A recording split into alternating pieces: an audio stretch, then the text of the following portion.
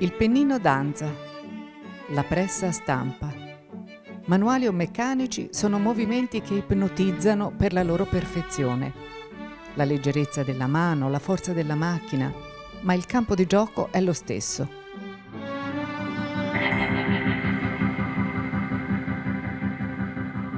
Il materiale più delicato e resistente che sia mai stato inventato per sostenere il software dell'umanità.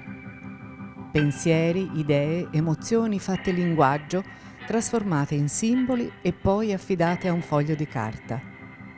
Una tecnologia che nasce in Cina e da qui, viaggiando sulle grandi piste dei carovanieri, arriva fra gli arabi e infine sbarca in Italia.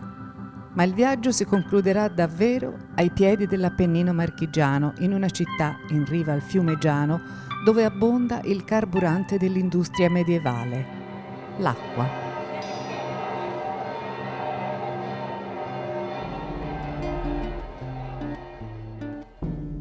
La città si chiama Fabriano. Qui con l'acqua e la tecnologia il rapporto è quotidiano.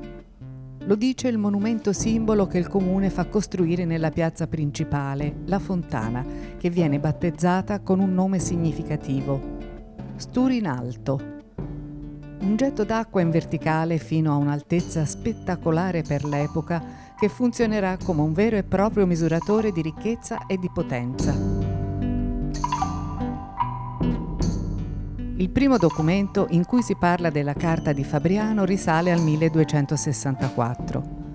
All'epoca il procedimento delle gualtiere, così si chiamano gli stabilimenti industriali del Medioevo, è già standardizzato ma non perfezionato. A questo penseranno i fabrianesi con una tripletta di innovazioni geniali.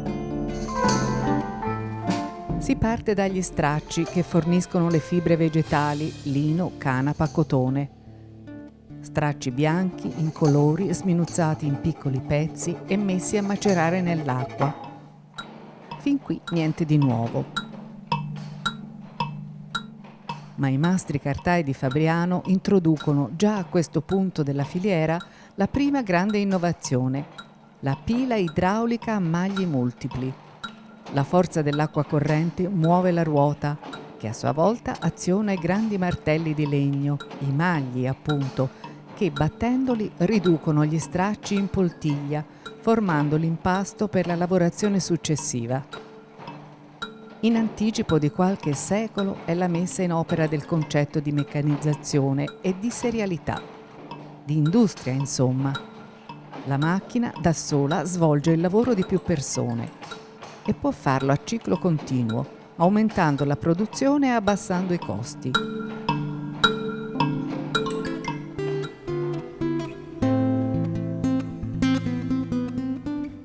Dopo il trattamento con i magli, la materia seconda, che si chiama pisto, cioè pesto, è pronta per la fase successiva, quella che la trasformerà in foglio. Il sistema è semplice ma richiede occhio, ritmo e manualità. Il mastro cartaio pesca nell'impasto col telaio metallico, in pratica un semplice colino rettangolare a maglia stretta rafforzato da una cornice di legno. La porzione di pisto deve essere distribuita sulla superficie in maniera omogenea, pena la cattiva qualità del prodotto finito. È un'operazione di alto artigianato, l'atto di nascita del futuro foglio. Il gesto sembra semplice e ripetitivo, ma richiede una precisione assoluta che si impara con un apprendistato di almeno 6-7 anni. È un'operazione che ha i tempi di una coreografia, anzi di un passo a due che coinvolge l'aiutante. Il foglio appena formato viene deposto su una pila di feltri dove comincia a perdere l'acqua in eccesso. Un procedimento al quale darà un contributo decisivo il passaggio sotto il torchio.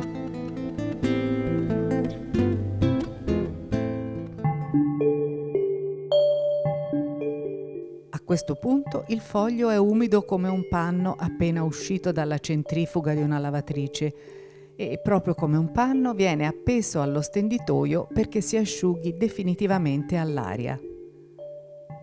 Il genio si riconosce nei dettagli.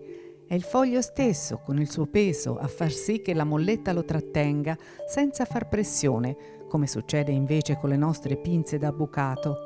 In questo modo la carta non mostrerà nessun difetto.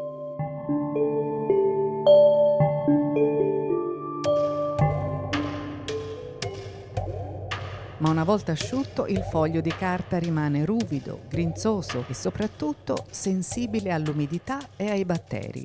Ed ecco la seconda innovazione nata a Fabriano, la collatura.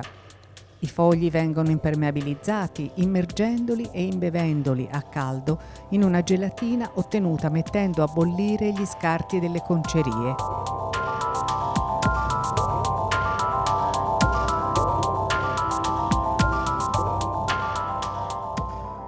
A questo punto non rimane che rifinire il prodotto, livellando i singoli fogli con una passata di cialandro.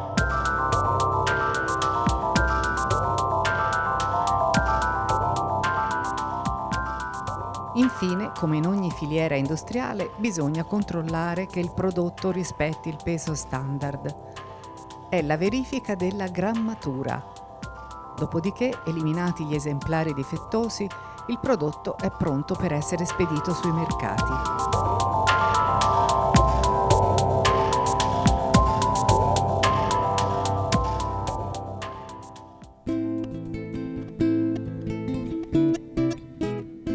Già, ma come si riconosce un foglio di carta fabbricato a Fabriano da uno che non lo è? La risposta arriva con la terza grande innovazione fabrianese, una specie di microchip medioevale nascosto nello spessore del foglio, la filigrana. E allora facciamo un passo indietro. Sopra il telaio viene cucito un filo di rame sottile e flessibile. Nella zona in cui si trova il filo la pasta si è depositata, ma in quantità minore. La flessibilità del filo permette di formare simboli e disegni diversi. Ogni mastro cartaio sceglierà il proprio e in questo modo ogni foglio acquista quella che molti secoli dopo sarebbe stata chiamata tracciabilità. La genialità del sistema si apprezza ancora di più se si pensa che il marchio di fabbrica non viene apposto sul prodotto finito come un'etichetta, ma nasce nel processo produttivo. È un metodo talmente efficace che viene usato ancora oggi per riconoscere le banconote. A rifornire il poligrafico dello Stato è una cartiera di Fabriano.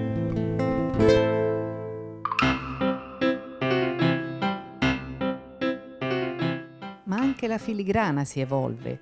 Accanto a quella in chiaro ne nasce una varietà più complessa detta in chiaroscuro. È quella con cui si fanno le testine delle banconote che appaiono come se fossero disegnate da un pittore. È una tecnica che ha del miracoloso, un foglio bianco che alla luce rivela una perfetta composizione pittorica. Ormai ci sono solo 2 persone al mondo in grado di eseguirla, Franco Librari e sua figlia Annarita.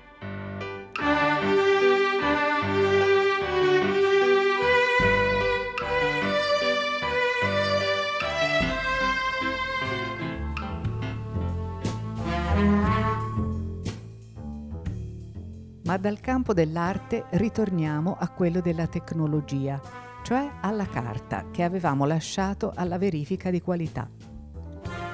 È una tecnologia che a sua volta è lo strumento di un'altra, la scrittura. Dal pennino del calligrafo e del copista, che hanno il monopolio della riproducibilità dei testi, nel 400 si entra nel mondo della stampa meccanica, che moltiplica la circolazione dei testi. Da Gutenberg in poi è una rivoluzione per i tipografi e per i creatori di caratteri. I libri formato pocket trasportabili sono l'invenzione di un tipografo libraio veneziano, Aldo Manuzio. Ma anche i caratteri più importanti, più o meno aggiornati, sono nati in Italia. Un nome per tutti, quello di Giambattista Bodoni. Entrambi utilizzavano la carta di Fabriano.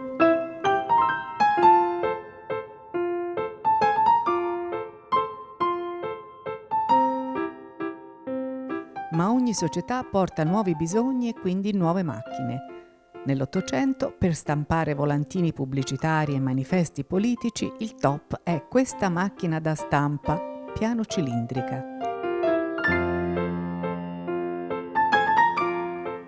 Agli stessi anni risale questo torchio, a barre di torsione, in ghisa, di fabbricazione tedesca.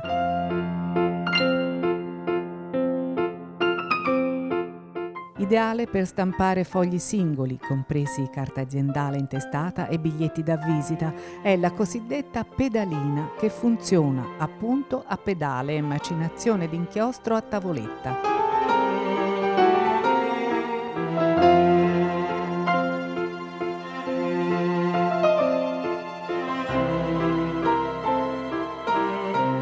Macchine imponenti, ispirate alla tecnologia più avanzata della loro epoca, la locomotiva.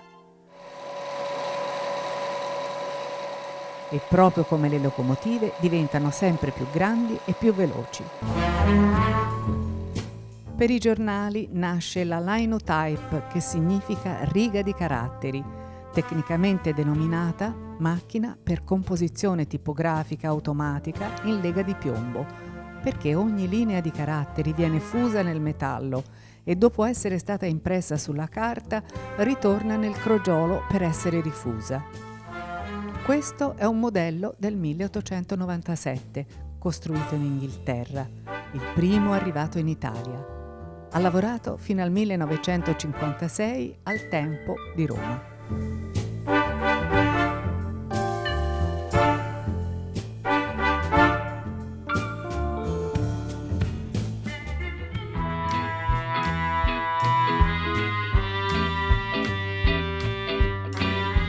Un mondo in continua evoluzione, quello della scrittura. Per esempio, dagli anni '80 la linotype viene sostituita dalla fotocomposizione, ma che comunque in un modo o nell'altro ritorna a casa, cioè sul foglio di carta.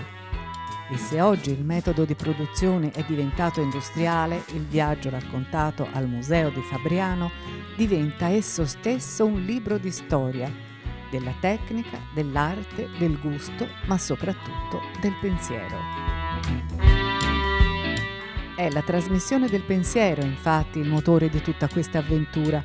Non a caso i libri e l'umanità, come dice il poeta Paul Valéry, hanno esattamente gli stessi nemici: il fuoco, l'umidità, il tempo e il proprio contenuto.